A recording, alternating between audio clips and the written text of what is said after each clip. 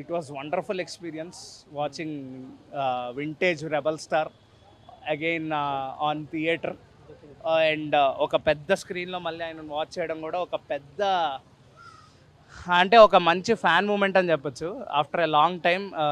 అంటే ఆ లుక్స్తో, ఆ డెడికేషన్తో, ఆ పర్సోనాతో, ఆ ఆరాతో ఆయన చూస్తున్నప్పుడు it was really a fan moment.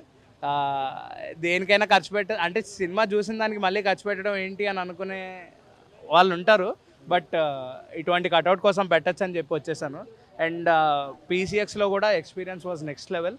And అప్పట్లో ప్రభాస్ గారిని చూస్తుంటే ఒక్కొక్క సీన్కి ఇంత డెడికేట్ అయ్యి చేశారా ఒక సినిమా, లేకపోతే ఇంత వర్క్ చేశారా ఒక సినిమా మీద, ప్రతి షాట్లో ప్రతి సీన్లో డీటెయిలింగ్ అనిపిస్తుంటే ఎస్ఎస్ రాజమౌళి గారిది అసలు 2010 2011 నుంచి స్టార్ట్ చేసిన ప్రీ ప్రొడక్షన్ వర్కేనా ఇప్పుడు మనకు చూపిస్తుంది అని చెప్పేసి ఒక థాట్ ప్రాసెస్లో ఉన్నాం. బట్ ఏదైనా సరే Baahubali will never replace a cinema. ఎంత మంచి సినిమా అయినా రానివ్వండి, కానీ బాహుబలిని రిప్లేస్ చేయలేదు. ఈవెన్ ఎస్ఎస్ రాజమౌళి గారు కూడా ఇంకో బాహుబలి లాంటి సినిమా ఇంకా తీయలేరు ఫ్యూచర్లో. సో బాహుబలి ఎప్పటికీ. అండ్ బాహుబలిలో ప్రభాస్ మాత్రమే, ఇంకా వేరే హీరోని కూడా ఇమాజిన్ చేసుకోలేనంత ఓన్ అయిపోయాడు.